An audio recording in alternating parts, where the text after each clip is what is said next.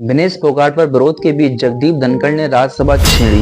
विपक्ष ने पहलवान विनेश फोगाट को पेरिस ओलंपिक से अयोग्य ठहराए जाने के मुद्दे पर चर्चा की मांग की। राज्यसभा के सभापति जगदीप धनखड़ गुरुवार को विपक्ष द्वारा पहलवान विनेश फोगाट को पेरिस ओलंपिक से अयोग्य ठहराए जाने के मुद्दे उठाने की अनुमति नहीं दिए जाने पर हंगामा करने के बाद कुछ समय के लिए राज्यसभा से चले गए। बाद में धनखड़ ने प्रश्नकाल की अध्यक्षता करते हुए कहा कि विपक्षी सदस्यों का आचरण अभूतपूर्व और अस्वीकार्य था। आइए जानते हैं पूरी बात क्या थी। राज्यसभा से बाहर निकलने से पहले धनखड़ ने अध्यक्ष पद की गरिमा को ठेस पहुंचाने पर दुख जताया।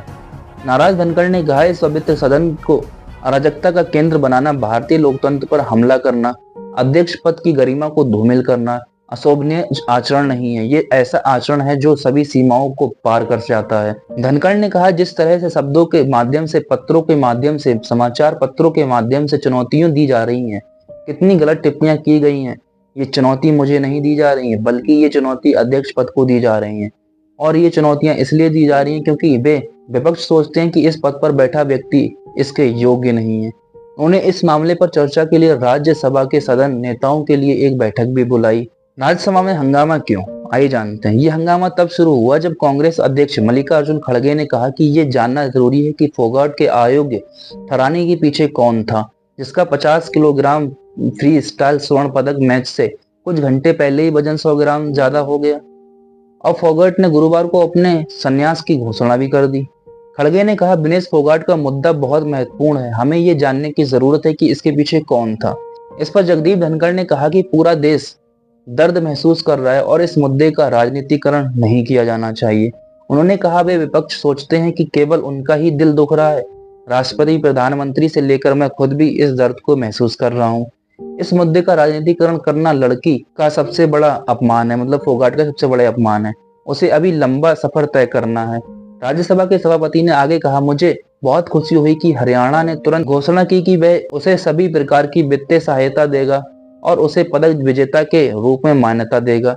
हालांकि विपक्षी सांसदों को शांत करने में भी विफल रहा क्योंकि वे चर्चा की मांग करते रहे। धनखड़ ने टीएमसी सांसद डेरेक ओ ब्रायन को भी अध्यक्ष पर चिल्लाने के लिए फटकार लगाई और उनसे सदन की गरिमा को कम नहीं करने को कहा।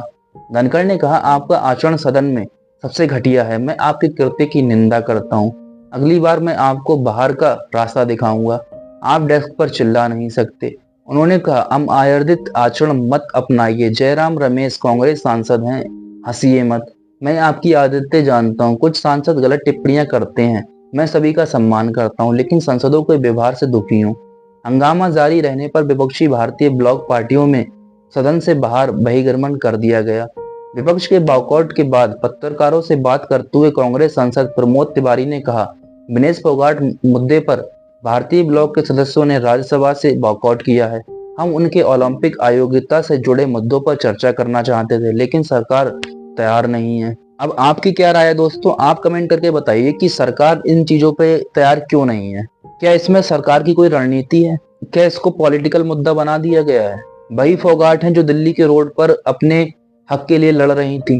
खैर, आज की वीडियो में मुझसे इतना ही। मिलते हैं अपनी नई वीडियो के साथ। मैं बहुत जल्दी आपके लिए एक फुल वीडियो लेके आऊंगा फोगाट जी के ऊपर। तब तक आप चैनल को सब्सक्राइब कर लीजिए। मिलते हैं अपनी नई वीडियो के साथ।